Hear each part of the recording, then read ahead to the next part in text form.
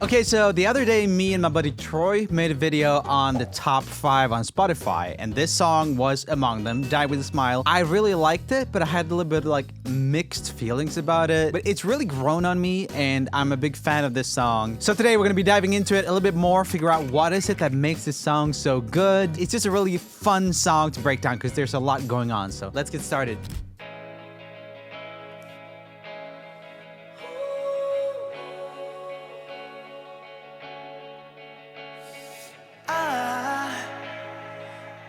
Just woke up from a dream.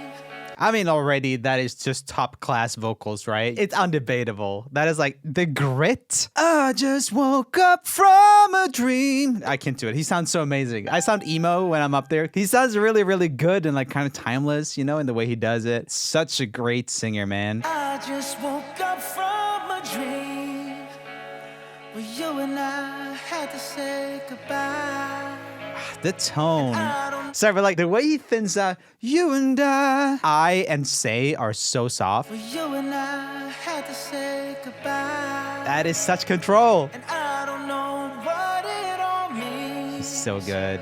The tone, man. Since I survived, I realized. I gotta be honest, I didn't used to like Bruno Mars's voice that much back in the day, but I think he might have gotten better. And he's grown on me probably, but like, it used to be way more like, catch a grenade! Like kind of like a little bit piercing, I used to think it was, but it's just so smoky and nice. Maybe it's because he smokes so much. I hear he smokes a lot. Don't start smoking, okay, if you're a singer. Wherever you go, that's where I'll follow. Nobody's promised tomorrow. I love those backing vocals too. They're just so nice. And like just doing backing vocals on Morrow is something that I think a lot of people wouldn't do. Nobody's promised tomorrow. Beautiful. So I'ma love you every night like it's the last night. Like it's the last night. He's like a saxophone or something there, like the way he sings. So I'ma love you every night. I'ma love you down like it's the last night. Like it's the last night. Like it's the last night. If the world. And then we start the chorus and you got that world. That's one of those open vowels, like and A and O are those like 3 vowels that sound really good up top. I think they just have a lot of bottom. It comes down to they've written lyrics that sound good. If the world was ending, I'd wanna be next to you. And even you there, right? You is such a good vowel to go into falsetto. I will say the thing that I'm like not crazy about with this is the lyrics are like a little bit generic in some ways, but they are really nice. Nowadays, I like stuff like Julia Michaels or JP Sachs, all these people who put a lot of detail and kind of a lot of interesting stuff in their lyrics. This is more general, but it just sounds so good. So it's kind of like almost the Max Martin camp of things, the big producer, because like he will also really be about how do the lyrics sound more than like, are we saying something extremely poetic here? And this is still pretty poetic. If the party was over. You can hear that on Party too, the way he does it. Party is not really an open vowel, but he makes it party. Hold you just for a while. Nice. And die with a smile. That belting, come on. If the world was ending, I'd wanna be next to you. I haven't even talked about the drums. The drums are one of the things I love the most about this. They're like Silk Sonic inspired. It just sounds like dry and that is a crazy lead into a second verse. I mean, that's such a nice little line. It does remind me of like more musician-y music. Again, I understand what people say jazzy, but it's more just like, it makes me think more like slick music stuff like Chicago or Toto. Just really good musicians doing pop. Lost in the words that we scream. I don't even want to do this anymore. She does this great too. I don't think I've noticed this that much anymore, but the vocals are crazy. 'Cause you already know what you mean to me. Oh, that freaking Harvey, let's go. Worth fighting for. Ah, that is good. Wherever you go, that's where I'll follow. Nobody's promised tomorrow. Oh, all the vocal stops. Like it's the last night. Like it's the last night. If Oh, the that boom. world was That is crazy though. That arrangement is crazy. I'm getting goosebumps. Oh, I can't believe I was kind of lukewarm towards this song when I first heard it. This is crazy. Be next to you. Come on. If the party was over and our time on earth Her backing vocal here, that high, is crazy. I wanna hold you Insane. just for a while, That's so flirty. just for a while. And time Ah, Bruno. He has looked the same for 15 years. Such an attractive man. Gaga too. right next to you. And they just kind of let it sit here before it starts again. It's the perfect length of it to just kind of chill.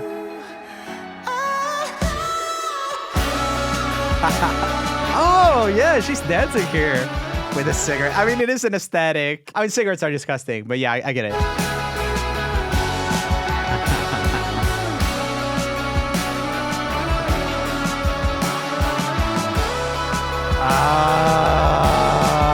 Come on, come on. It's just so good. The chords are interesting too. We're going to be breaking those down in a bit.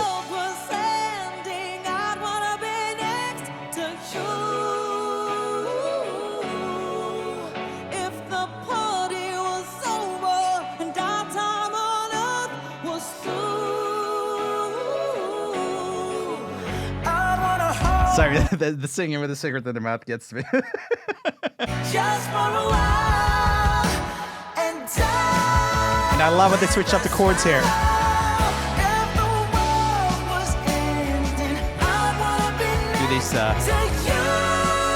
bar dominance. Yes. If the Oh, that's so classic. world was ending, You don't hear those anymore in pop. It's so uncommon.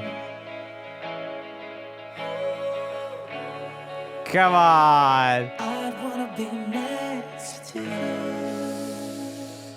Oh, that is so good. I feel like I started watching kind of like a little bit more reserved. Then just like, I have all the dopamine right now. Okay, here we have an interview. I mean, I'm sorry to cry. I'm just so grateful to have made Die With a Smile with Bruno. You know, he is like the most like wonderful artist. He is so like kind. One of my favorite things about working with him on this song is he wanted me to be myself. You pray that if you work with someone as like legendary and incredible as Bruno Mars, that they're going to be as amazing as you thought they were, and he totally is. This is so crazy because I feel like she really humbles herself because like she is also a megastar and like, you know, a big actress and all these things. Yeah, I'm sorry to get emotional. I just like, I can't believe that that has a billion streams and it doesn't get old, you know? You give the people what they want. And I'm in the business of making people smile. So if a record made somebody smile, I'm happy. I mean, yeah, commercial success. I think sometimes, you know, everyone's like, oh, it must be just about how you yourself should feel about it. But I do think that is a more honest way to do it. I had a discussion like this with some friends a while back, but like, I do think that a part of making music is to want to impress people and want people to like it. Like the people who say that they only make art for themselves or whatever, it's just like, okay, so don't release it then. If it's just for you, why are you even putting it anywhere? Because it's just for you anyway. Whether you're aware of it or not, it is part of it. So I really respect that she says that. Okay, so let's do a quick Wikipedia sweep here. So it came out in August. Oh, wow, yeah, so it's included on Gaga's upcoming 8th studio album. So I saw that when I purchased the song, because I buy songs on Kyobuz.com. It's like a French service that has high quality downloads. Gaga was listed as the main artist, which I thought was surprising. It sounds more like a Bruno song than a Gaga song. I'm actually excited about Gaga's album then, if this is gonna be kind of like one of the cornerstone songs inspiring the rest of the album. Gaga and Mars wrote and produced the track alongside D. Mile and Andrew Watt, and James Fauntleroy provided additional songwriting. I swear I've seen Andrew Watt's name a bunch of times. Yes, Andrew Watt has worked with Justin Bieber, Post Malone, Miley Cyrus, and Ozzy Osbourne. In 2021, he won the Grammy Award for Producer of the Year. Musically, the soft rock leaning track has been compared to Gaga's 2016 album Joanne and her own 2018 release Shallow. I don't know. I don't find it that close. Like, I get it as a reference, but it does sound to me more like a Bruno song, to be honest. Yeah, definitely more like the Silk Sonic stuff to me with the drums and kind of the type of songwriting. Shallow is way more of a plain song than this is. It's a beautiful song, but like doesn't show as much musical intricacy as this does. They promoted the song by putting on shirts with each other's faces on it in their individual posts. I want to see these. Showing off the face. Funny.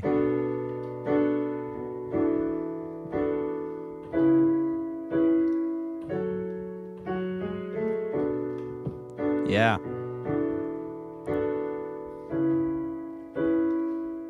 That's a cool little teaser. I like that. I want to say Bruno's too. Okay, that more merchy. Oh yeah, that's so interesting. I did think about this. So they really tried to find a way to make them sound like co-vocalists, like co-lead vocalists, instead of having one person harmonizing with the other. I do think Bruno sounds like the main vocalist in the chorus, but the way they're mixed and stuff does make it feel like they're both taking equal space. So I think they did a really good job. I think it's very hard, even just as a pop music listener, to listen to two melodies at once. It's like pretty much impossible. So I think they did pretty much as good as they could with that. I guess the other thing you can do is kind of like go in and out a little bit. I think of Rock Bottom. Is that Haley Steinfeld and DNCE, I think? Like both those voices add a lot of feeling to that melody. And that's also a great song. I love that. Okay, so here's the breakdown of the song in my DAW. First and foremost, it's in 6/8, which is obviously those of you who are musicians, but basically in a normal song, you usually count like 1, 2, 3, 4, 1, 2, 3, 4. But this is a 6/8 song. It's like 1, 2, 3, 4, 5, 6. 1, 2, 3, 4, 5, 6. And yeah, there's a lot going on. Like too much for us to really get too deep into it because it's a really loaded song in terms of things happening. So the chord progressions are color coded now. So we have like the green here. That's the same chord progression as here and as here. There's a few things that stand out with the chords. I always respond nicely to some nice barred chords, and you have some of those here. This orange here. Just for a while, and die with a smile. This C#7.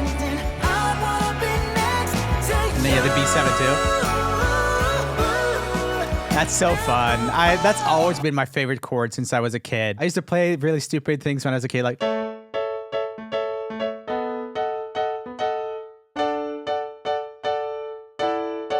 And that's pretty much the exact tonal language of this. Let's just listen to this without the drums.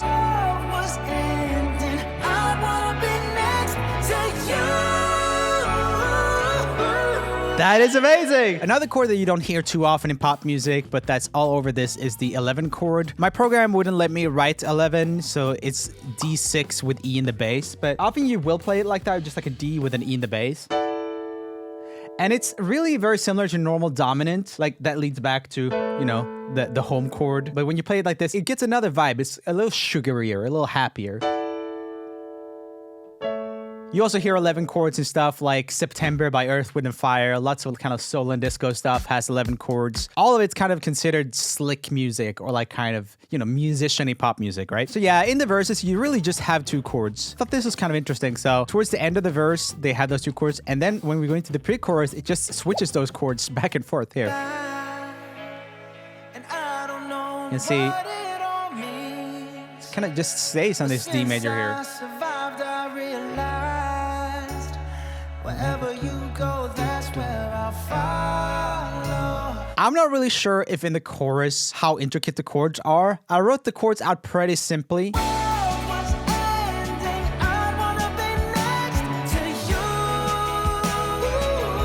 Because that's what it sounds like to me. But in the breakdown, when there's just piano and stuff, you can definitely hear that there's more going on. So then I wonder, are they playing extra stuff here because it's just a piano? Or is that always in the background? So here's a B minor 9 instead. Let me play you the difference. So.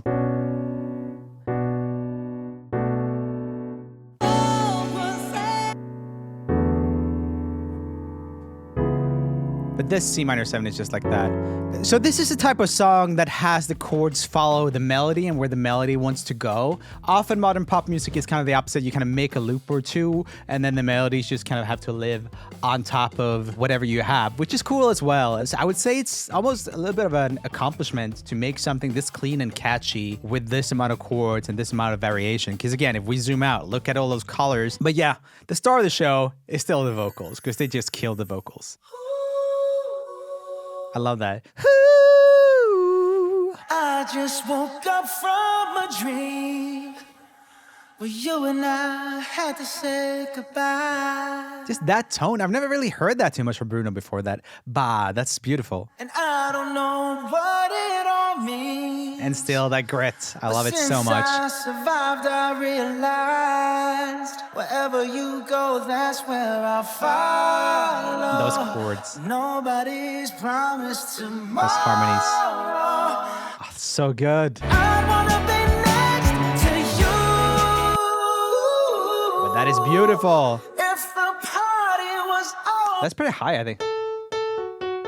I mean, for a guy, that is really high. But like just sitting on a high A here. And that is a high B. I mean, he's belting this stuff. It's crazy. If the party was over and our time on earth was through. It's the die with the smile that really gets me, though. Just for a Is that- while. And die with the And that's a high C sharp. And die with a smile. If the world was ending, I wanna be next to you. I mean, it's just so nice to sing, guys. It's so well written. A really nice vocal melody to sing. Kind of has this thing with loud and quiet notes. You know where to really push. So you really have that, if the world was ending. If I were to exaggerate how I would sing this, it's like, if the party was over. You know, it's really got a rhythm to it. I mean, that is actually one of my favorite parts of the song now. That does feel almost like a jazz lick. I don't even want to do this anymore. 'Cause you already know what you mean to me. It would have been so easy to keep the backing vocals to the next chorus, but it just comes in there almost like a surprise on a really emotional line. You already know what you mean to me. Come on. Our love's the only war worth fighting for. I like that she also breaks up in a similar way. I feel like they actually have kind of similar voices, male, female, you know? I think this style is so much better for Lady Gaga than the pop stuff she used to do. I thought of this when she did the song with Ariana Grande, the disco song. That type of song was such an Ariana Grande song to me, and I didn't feel like Gaga was in her element there really, but for this type of song, I think she's really in her element. I don't think Ariana Grande would do this type of song very well, because it is really like a belty, kind of like, ah. So they just have different strengths and weaknesses, you know, and Gaga is shining here. If the party was over and our time on earth was through. Come on.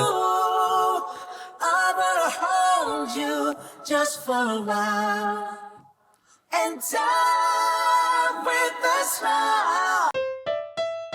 Yeah, that is high. I can't sing that. That's Gaga. If the world was ending, I'd wanna be next to you. So beautiful. Okay, I want to talk about the drums too, because I actually love the drums on this. It's kind of that Silk Sonic vibe.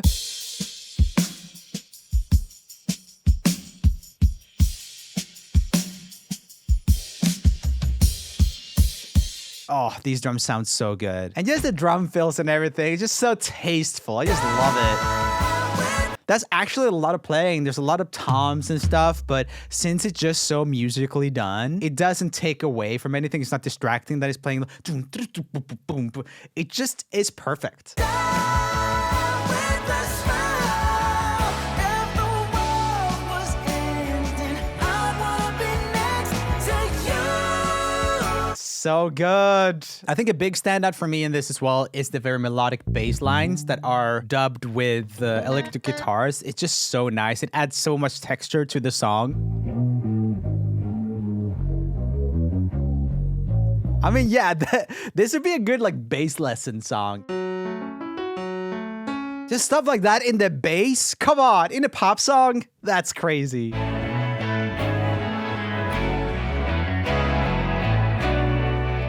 I mean,